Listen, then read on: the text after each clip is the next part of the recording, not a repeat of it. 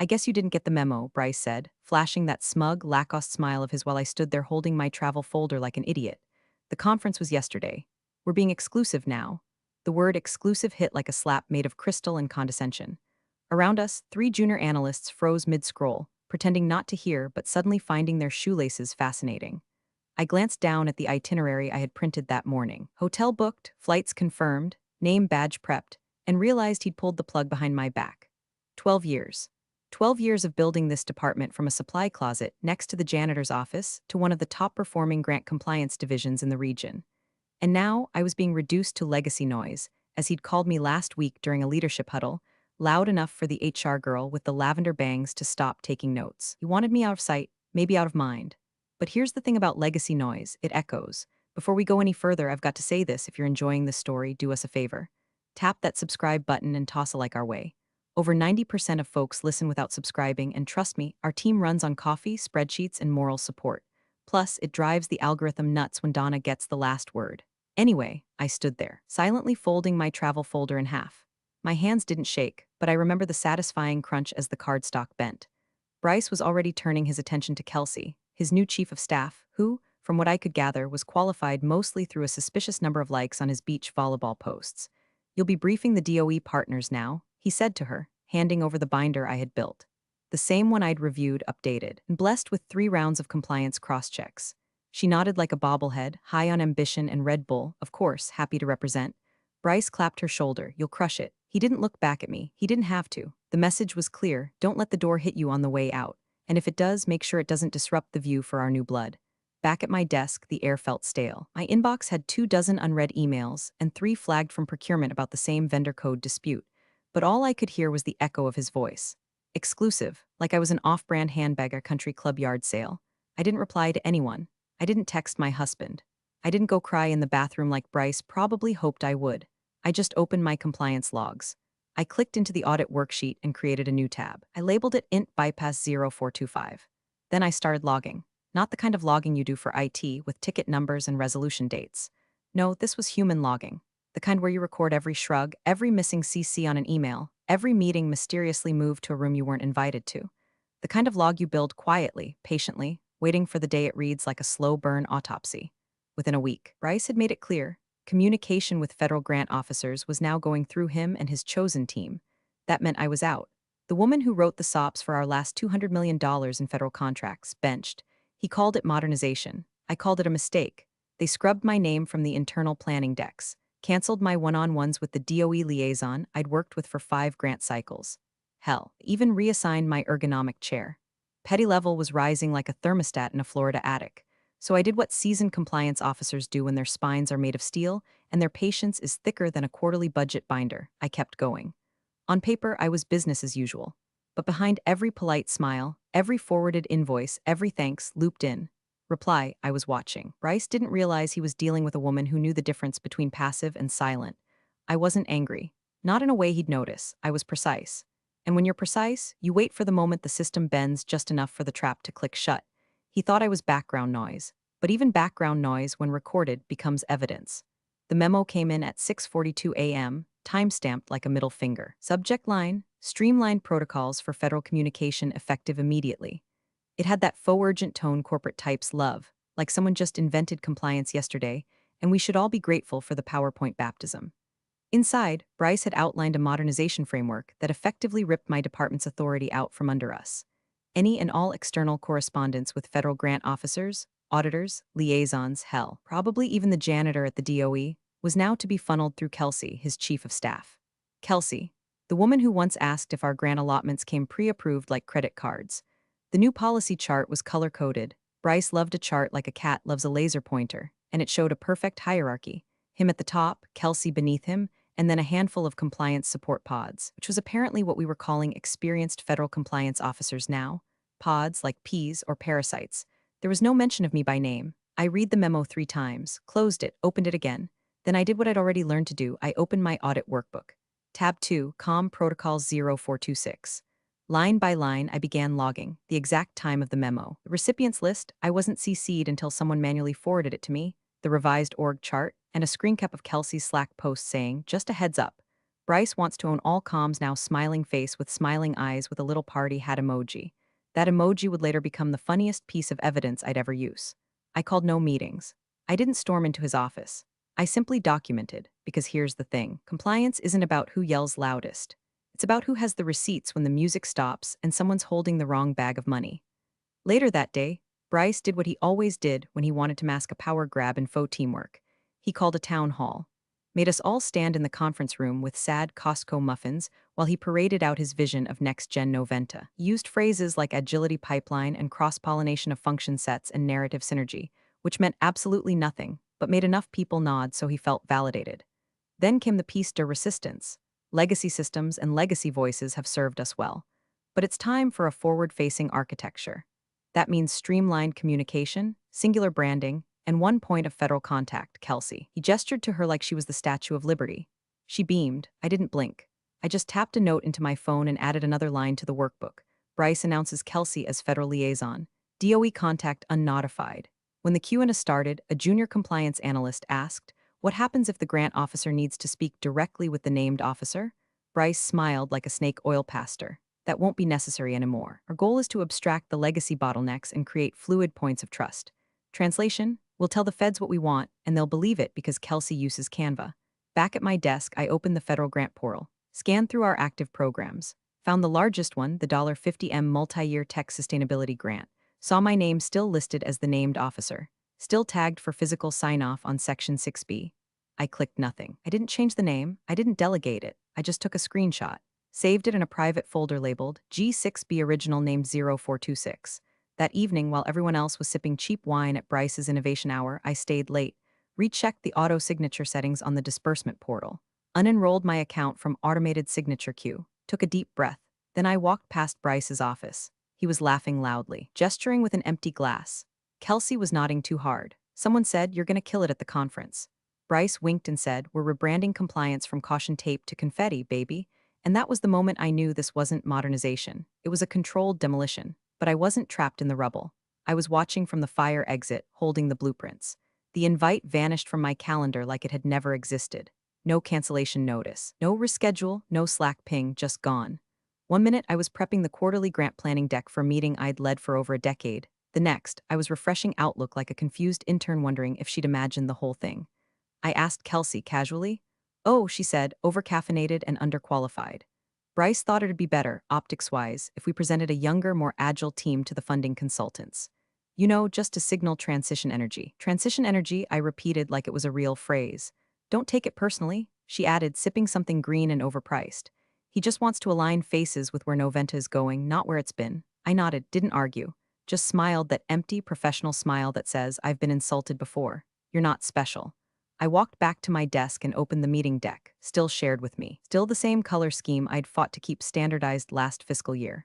But now my section, Grant Renewal Strategy, had been replaced with a slide titled Unified Leadership Vision. Bryce's face was front and center, next to a blurry stock photo of people shaking hands over laptops.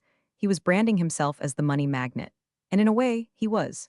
He could sell an empty envelope if you slapped disruption on the label. The board loved him because he wore shoes that cost more than my monthly mortgage and knew how to speak in declarative sound bites. But he didn't know the system. Not the one I built, not the real one, so I opened my compliance binder. The physical one, black leather, tabs like battle scars. Inside was a printed copy of our DOE grant agreement, the $50 million one. Section 6B, still intact, still naming me as the authorized signer on disbursement renewals. Still requiring physical attendance and verification for the grant's Year 2 unlock. There was an internal system tied to this, called D-Sign, that allowed for automated approvals once the named officer was validated. It was meant to save time. For years, I'd used it to streamline quarterly approvals. Trusted it, trusted them. But not anymore. I logged into D-Sign, scrolled to my enrollment settings, and clicked Revoke Auto-Sign Privileges. Confirmation prompt blinked. "Are you sure? This action will require manual reauthorization for future sign-off requests." Yes, it took 2 seconds, but it felt like flipping a breaker in a basement no one had visited in years. From this point forward, if Bryce wanted that next disbursement, he'd need me physically, manually, with government ID and a signature that matched the original records. There was no workaround. Not unless they amended the grant, which required 6 months of legal and 3 letters of explanation. In other words, not gonna happen. I didn't announce it. I didn't even add a note to the tracker. Just closed the tab and went on with my day. Later that week, I heard Bryce speaking to the board over Zoom. He didn't know I was on the call. My name was buried on the CC list, and no one questions a muted rectangle in these meetings anymore.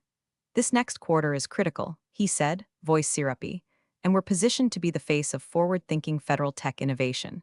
I've personally led the redesign of our grant-facing workflows, including direct alignment with DOE funding cycles. Direct alignment. Like I hadn't built the roadmap 3 years ago while Bryce was still peddling SAW vaporware to defense contractors who couldn't spell procurement. The board asked no tough questions. Why would they? Bryce had momentum, veneers, and a well-rehearsed smirk, and the one person who could call him out wasn't invited. But what he didn't realize was that every move he made, from cutting me out to posturing for the board, parading his chief of staff like a novelty liaison, was building a case. Not legally, not yet, but structurally. Because when you tear out the foundation of something carefully built and replace it with charisma and buzzwords, the house doesn't collapse all at once. It just starts to creak. And eventually, if you're lucky, it waits until you're inside, lights on, pouring champagne for investors before it falls through the floor. So I went back to work. Quiet, focused, watching. And Bryce, he just kept climbing the ladder, not knowing I'd already greased the rung. The first photo hit our internal Slack channel at 8:17 a.m. sharp. Bryce, flanked by two federal reps from the Department of Energy, all of them grinning like car salesmen who just closed a lease on a lemon. Kelsey stood in the background holding a ring light, adjusting Bryce's blazer so the Noventa logo peaked just enough to say, "We're official," but not enough to say we're desperate. The caption read, "Making moves at #Fed Tech Summit 2025, briefcase collision #NextGen compliance #Bryce means business." I stared at it for exactly 3 seconds. Then I minimized the window and went back to my audit log. The conference I wasn't invited to, the one Bryce had told me, was yesterday, Donna. And frankly, we're trying to be exclusive with outward-facing roles, was happening right on schedule. Not yesterday, not exclusive, just carefully curated to exclude one specific legacy voice. Namely me. I knew what this was. It wasn't about compliance. It wasn't even about strategy. It was about optics. Bryce wanted to show the board that he could reinvent Noventa's funding posture with the shine of a LinkedIn selfie and the right buzzwords. He thought if he looked the part, acted the part, and smiled hard enough at the people who held the purse strings, no one would notice the one person who made sure those strings weren't tangled. But the grants officers noticed. At 10:52 a.m., an email popped into my inbox. Not directly, of course, it came forwarded from an old DOE contact who had worked with me on the original grant. The subject line said, "Hey, quick question."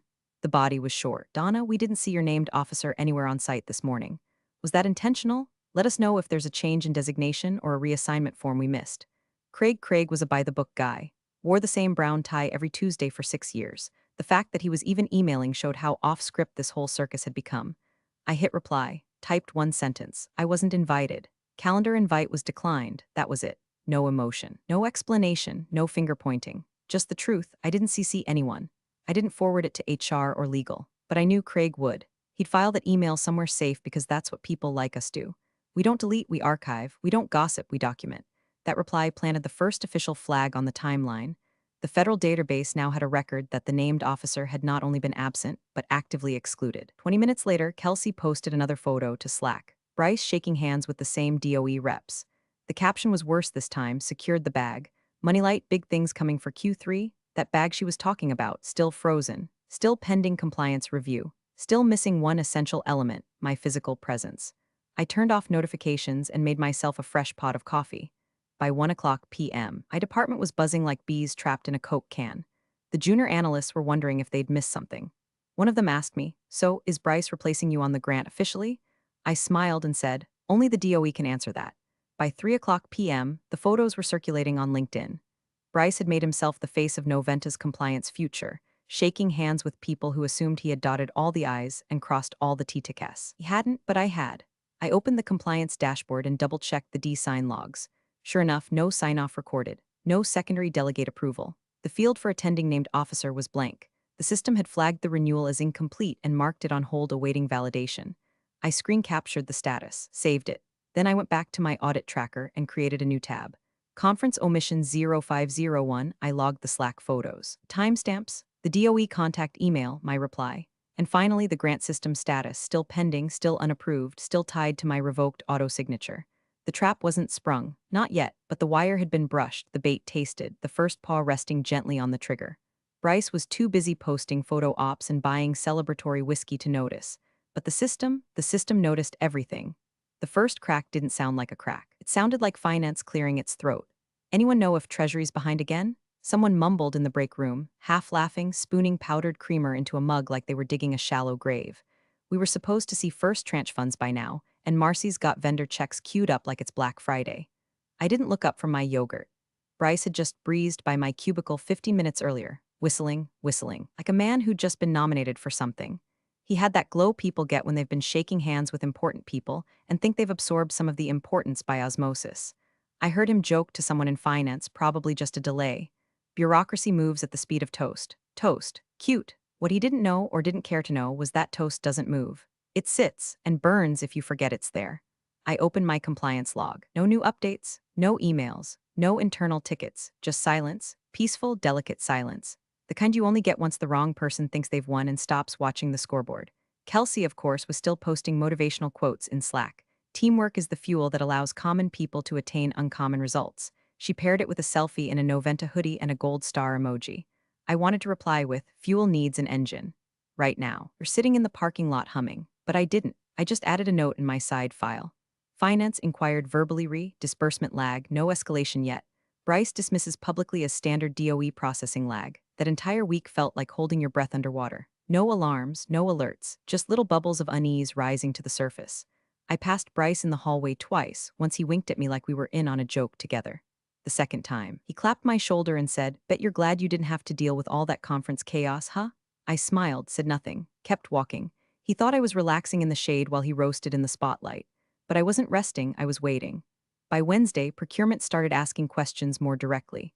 We're getting soft nudges from a couple of subcontractors, one said, poking her head into the finance director's office. They're nervous. The last grant release came through 3 days earlier than this. Still, no one panicked. Bryce took a half-day Thursday to play golf with someone from strategy. I stayed late to cross-reference section 6B again. The compliance clause hadn't changed. My name was still there. The system still showed on hold awaiting manual validation. No alert sent yet, but the system didn't escalate until day 12. And today was day 8. I shut my binder and stared at the ceiling for a full minute. If there's a moment when a storm decides it's going to form, this was it. Quiet sky, warm breeze, clouds just starting to shape into something sharper. People forget how slow disasters start. They think it's all alarms and sirens and fire drills. But in the real world, it starts with an empty inbox. A missing line in a spreadsheet. A name left off a calendar. A too casual joke made by a man who thinks the rules only exist to keep other people in line. Kelsey came by my desk that Friday, bubbly as soda. Just a heads up, we're prepping a thank you to our federal partners post for socials. Bryce wants to tag DOE, but I couldn't find the right contact. You had someone over there, right? The brown tie guy? Craig, I said. You'll want to be careful about tagging DOE until funding posts. I frown on premature victory laps. Oh, she laughed. Totally, I'll make a note. But still, Bryce is confident, said we're in great shape. I nodded. Sounds like he has a plan. She left humming. I reopened my design log, no changes. Then I added a final note to the week's entry. Team proceeding under assumption of imminent funds. No queries to compliance. No system override attempts made. DOE status unchanged. Everything looked normal, which was exactly the problem. Subject, urgent DOE grant status release hold. Time, 7:04 a.m. Sender, Lauren Klein, internal audit recipients. Finance, legal, compliance. The email lit up our inboxes like a silent alarm no one had trained for. Just 6 words in the subject line, all caps, and 2 question marks, audit's version of a blood-curdling scream. The body was short, clinical. While reconciling the Q3 grant projection ledger, I noticed the DOE portal lists the disbursement status as release hold pending verification. We were expecting this to post last Friday. Can anyone confirm if this is a processing delay, or is there a compliance trigger we're not seeing? I sipped my coffee, didn't reply. The first response came from someone in finance, sounding a little too calm, probably just internal lag on their end. Treasury has been slower since the fiscal transition last month. Nothing flagged on our side yet. Lauren, bless her organized soul, replied with a screenshot of the grant portal status, zoomed and circled. This isn't a Treasury issue. The flag is on the DOE side. Grant is fully approved but being held for incomplete compliance certification. That doesn't happen automatically. Someone didn't sign off. The room got colder without anyone saying a word. And that's when the scramble started. Emails popped like microwave popcorn, kernels of panic dressed in professionalism. Anyone know who the current signatory is? Kelsey, did we get confirmation from Donna on that? Wait, wasn't Bryce handling the DOE contacts now? Can someone loop in legal? We need to resolve this before end-of-week Treasury draw. I minimized the thread, opened my compliance tracker, created a new tab. DOE release holds 0511 log timestamps, headers, attachments. Took another screenshot of the current portal status, unchanged. Still listed as named officer, D. Meachem, still marked awaiting manual sign-off. Kelsey finally replied to the chain, trying to sound authoritative and chill, the way people do when they realize they might be holding a live grenade. We're following up with DOE now. Pretty sure this is just a backlog in post-conference admin. Bryce already connected with our liaisons. We'll confirm shortly. Except Bryce wasn't on the thread. Bryce was, apparently, already en route to a breakfast with an innovation firm, per his assistant's auto-reply, currently out of office attending BizNext Labs executive breakfast. Back by 10:30 a.m. Legal chimed in next, and their tone was decidedly less relaxed. Clarify, DOE funding disbursements are contingent on compliance verification by the named officer listed in the initial agreement. If that signature wasn't submitted, it is not a delay. It's a procedural block. By 8:12 a.m., the thread had 14 replies, 3 attachments, and at least 2 people in full defensive crouch. Someone tried calling Craig at DOE. He was in meetings. Of course he was. I sat at my desk, calmly finishing the monthly vendor reconciliation checklist. Highlighted a few duplicate entries. Flagged a travel reimbursement request that violated our per diem policy. Scheduled a routine system update. And in between, I watched. Watched them swirl and flail in the current they created, thinking they could swim through a federal system with buzzwords and borrowed authority. No one had asked me to fix it yet. No one had even asked me if I knew what happened. And I didn't volunteer. I knew the policy. I'd written the internal summary guide on Section 6B. It sat in a PDF folder labeled Read before signing that Kelsey had once asked me to DR for the team. They'd chosen flashover form. Now the form was holding $50 million hostage. Craig finally emailed at 9:37 a.m. Our system shows this grant renewal as pending due to missing in-person verification by the named officer. He sent a clarification request last week. Still awaiting reply. And in that moment, that email, everything shifted. It was no longer a delay, it was a block. I printed Craig's email, stapled it to my monthly reporting packet, and quietly placed it in the outgoing tray for records. Then I updated my audit log. Line 14, system working as designed. The meeting invite hit my calendar with red font and a required tag, no subject. Just one word, emergency. Held in the 10th floor boardroom, a place I hadn't been asked to step into since Bryce started his regime of buzzwords and Instagrammable leadership. The kind of room where the air always smells faintly like dry erase markers and nervous money. I walked in 5 minutes early. Took a seat near the far end of the table. Not next to anyone, not at the head. Just in that quiet pocket where nobody expects you to speak until they need a scapegoat or a miracle. Bryce was already there, pacing, his jacket slung over a chair, sleeves rolled to the elbow in that desperate way men do when they want to appear both in control and overworked. Kelsey sat next to him, flipping through a folder like she thought she was auditioning for Netflix legal drama. Legal was there. Finance. 2 board members via video, 1 in person. And then, unexpectedly, Michael Cheng from E&Y Compliance Advisory. An external auditor. That was new. Michael nodded at me as I entered. I nodded back. Then Bryce cleared his throat and launched into his opening monologue with the energy of a man trying to outrun his own shadow. Thanks, everyone, for joining on short notice, he began, smiling like someone who thinks charisma can be notarized. I want to assure you we're treating the DOE disbursement hiccup with urgency. What we're looking at here is, most likely, a clerical issue, a procedural misstep during post-conference documentation. We've already reached out to DOE. This is just a temporary freeze, not a revocation. He paused, scanned the room for approval. No one nodded. Let's keep perspective, he added quickly. Compliance protocols are complicated, lots of moving parts. And frankly, some of our systems haven't caught up with how we've modernized our communication flow. Ah, there it was, the passive blame machine whirring to life. Some of our systems, how we've modernized. Translation, if something failed, it was the old way, not the new guy. Legal chimed in, tone dry as unbuttered toast. Bryce, to be clear, the federal agency has flagged this as a release hold due to noncompliance with Clause 6B. That's not clerical, that's contractual. Bryce didn't flinch, which is why I'm saying this is a miscommunication. We've been in touch with DOE. Once they understand the situation, our new point of contact, our updated workflows, I'm confident we'll move forward. I stayed silent. I wasn't here to rescue him. Finance leaned in. Bryce, do you have documentation showing DOE accepted a change in the named officer designation? We're now 13 days past expected funds. Our credit line is tapped. We've floated vendor payments on the assumption that money was inbound. Bryce glanced at Kelsey. She hesitated just a beat too long, then fumbled. We submitted an internal memo noting the structural change. It's possible that wasn't mirrored in their system yet. Mirrored, not filed, not accepted, not legally amended, just mirrored, like they were hoping DOE would look into a puddle and magically reflect their mistakes back as policy. Michael Cheng set down his pen. Let me save everyone a few hours, he said, his voice the kind that stops throat clearing mid-breath. The DOE doesn't mirror, they verify. And Section 6B is explicit. Funds are not to be released without in-person verification by the named officer of record. That record still lists Donna Meacham. All eyes turned to me. I didn't blink. Bryce tried to laugh like we were all just making a fuss over fine print. I mean, sure, technically, but let's be honest, Donna wasn't even at the conference. Now it was quiet. Board member hash 2, the one with the gray mustache and the unfortunate Wi-Fi lag, leaned toward his mic. Why not? Bryce shifted. We made a strategic decision to showcase the new leadership model. Donna wasn't part of the outward-facing presentation team. We assumed the approval process would follow standard flow. Assumed, Michael repeated, with federal funding. Even the HVAC system sounded like it was holding its breath. I finally spoke. I wasn't invited, I said, calm. Even, my calendar invite was rescinded. I responded accordingly. Kelsey flushed. Bryce waved a hand. There was no intent to exclude. It was optics. You know how these conferences are. Michael held up a printed sheet. This is the response DOE has on file. One line, I wasn't invited. Calendar invite was declined. That response is now part of the compliance trail. The system automatically flags for manual review when the named officer declines an engagement required by grant conditions. I watched Bryce's throat work to swallow. Someone on the board asked, so, the delay is not technical?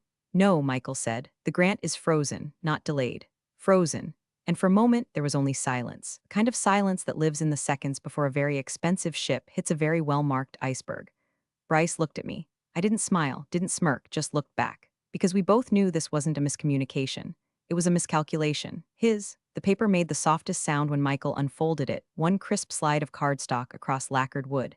It could have been a grocery list, but in that moment, it might as well have been a guillotine. He held it up without preamble, square between his thumb and index finger. This, he said, calm and cold, is the system-generated compliance log from the Department of Energy grant portal. It references Clause 6B. He let that land. No one moved, not Bryce, not Kelsey, not even the CFO, who had gone pale somewhere between the words frozen and revoked. Michael continued, his voice taking on that deliberate cadence auditors use when they want something on the record. Clause 6B of the grant agreement requires in-person verification by the named officer at the designated federal compliance presentation. It is not a formality. It is not advisory. It is a legal precondition to disbursement. He turned the paper around so the room could see. This is the named officer's calendar response, he said. Marked, declined, time-stamped, verified. Triggered automatic hold on grant processing. DOE flagged it immediately. He placed the page on the table, face up, center stage. Silence rolled in like fog. The board chair, a sharp-eyed woman who hadn't spoken much until now, leaned forward. Donna, she said quietly, did you decline this? I didn't glance at Bryce. Didn't even shift in my chair. I wasn't expected to attend, I said. Even, unbothered, not passive, not vengeful, just precise. Bryce let out a short laugh. It cracked halfway out of his throat. Okay, but we delegated, obviously. Kelsey handled the presentation. We made sure everything was covered. This wasn't malicious, it was procedural. A simple restructuring of who handled what. Michael raised an eyebrow. You can't delegate the legal identity of the named officer without a DOE-approved amendment. Was that filed? Kelsey opened her mouth, closed it. Bryce's hand started to shake. No, but Donna's still on the payroll. She's part of the team. We assumed that covered it. The board chair blinked slowly. You assumed? Bryce nodded too fast. Yeah, I mean, it's compliance, right? Red tape. It's always a little fuzzy. Legal cleared their throat so hard it sounded like a warning shot. It's not fuzzy, they said. It's federal grant law. Michael tapped the document with one finger. DOE's systems don't care about internal assumptions. They care about procedure. Clause 6B is binary. Either the named officer is present or the funds do not release. That line, I wasn't invited, is now part of the official audit trail. The CFO finally found his voice. It wasn't loud. How much is at risk here? Michael answered without looking away from the printout. $50 million. The entire next year installment. And depending on DOE's review of this omission, the remainder of the grant could be at risk as well. The room felt smaller suddenly. Tighter. Bryce looked at me now, full on, like I might have an escape hatch hidden under my chair. Like I'd toss him a rope if he asked nicely. I said nothing. I'd already spoken. The paper did the rest. It sat there, silent, damning, factual. The one piece of evidence that didn't shout, didn't accuse, didn't argue, just confirmed. A single page declined. Bryce reached for a water bottle with fingers that barely obeyed him. Donna, he said, voice raw now, you could have told us. I finally looked at him, and you could have invited me. The board chair closed her folder, not loudly, just with finality. Outside, the afternoon sun caught the edge of the blinds and threw thin shadows across the table. For the first time in weeks, I let myself exhale. Not a smile, not yet, but almost. The HR announcement came in the form of a single line buried in the morning bulletin. Effective immediately, Bryce Langston has been placed on administrative leave pending internal investigation. No fanfare, no explanation, just a quiet vacuum where arrogance used to sit. His name vanished from the Slack directory within the hour. His badge deactivated. His corner office dimmed. Lines drawn like a curtain had fallen on a one-man show that ran too long and cost too much. Kelsey was reassigned to strategic partnerships, which everyone knew meant exile with Wi-Fi. Legal took over communications with the DOE, issuing a formal acknowledgement of noncompliance and requesting resubmission protocols for the frozen grant. No one tried to spin it anymore. The facts were what they were. The system had held, and I, just by not interfering, had let it. 3 hours after the HR note, I got a text from the board chair's assistant. "Hi Donna, are you available this week for a private session with the compliance subcommittee?